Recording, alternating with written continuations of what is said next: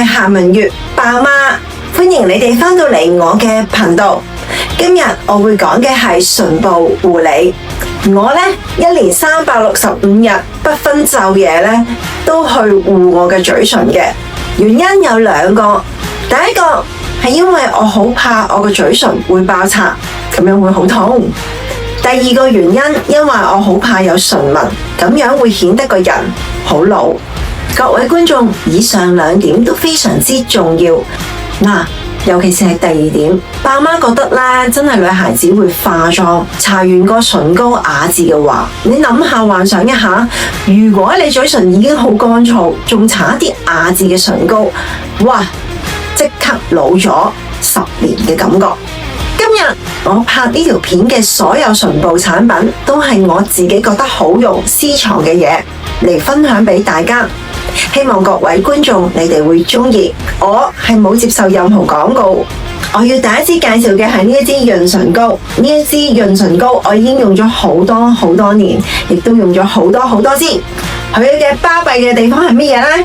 就係每年消委會呢，佢都必然係合格嘅產品。另外，佢只係有佢自己獨特嘅少嘅微香，所以大家可以安心咁用。其實呢個品牌呢，亦都有推出呢一個產品嘅，擺落夜晚，我覺得佢唔夠滋潤。爸媽，你話唔夠滋潤，咁你夜晚用咩先？我就用緊 SD 悅達呢一支唇油嘅，喺香港已經冇得賣噶啦。正呢一支唇油斷貨呢，我就積極咁樣揾一支夜晚嘅替代品。以下呢係我部分用過作為夜間保護嘅唇部護理嘅產品。不過大家觀眾朋友係唔需要買，因為我覺得效果唔太滋潤，一般。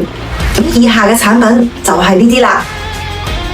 呢度呢一啲都係我試過嘅產品。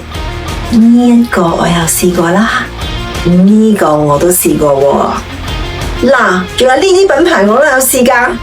其實我講得一年365日我都會護住個嘴唇嘅話，我已經試咗好多貴嘅品牌嘅潤唇產品，佢哋都有個問題，就係咧搽完有一層白色嘅感覺，非常之唔好睇。正當我尋覓揾一支唇部夜晚可以用嘅產品嘅時候，我終於揾到啦，就係呢一支嘅產品。呢支產品有咩好呢？呢支產品呢，佢帶有少少粉紅色嘅。咪住爸媽，粉紅色掉落夜晚用，好似唔係幾安全喎。大家放心，呢支產品呢，我已經查核過㗎啦。其實大緊肚嘅媽咪，或者你係餵緊母乳嘅媽咪呢，又或者你係敏感嘅嘴唇都好啦，呢支唇部護理都適合你嘅。而且呢啲唇部護理有咩好處呢？佢可以減淡唇紋，豐盈你嘅嘴唇。佢有少少粉紅色，令到有少少有一啲愉悅嘅感覺。搽完今日呢條片，其實我只係推介2隻唇部嘅產品。第一支就係呢支潤唇膏，一年365日，大家都可以安心咁用，因為消委會都話佢好安全。第二個產品就係呢一支，佢係可以幫大家減淡唇紋，豐盈個嘴唇，有少少顏色，令到大家用後都有愉悅感。希望今日嘅推介大家會鍾意。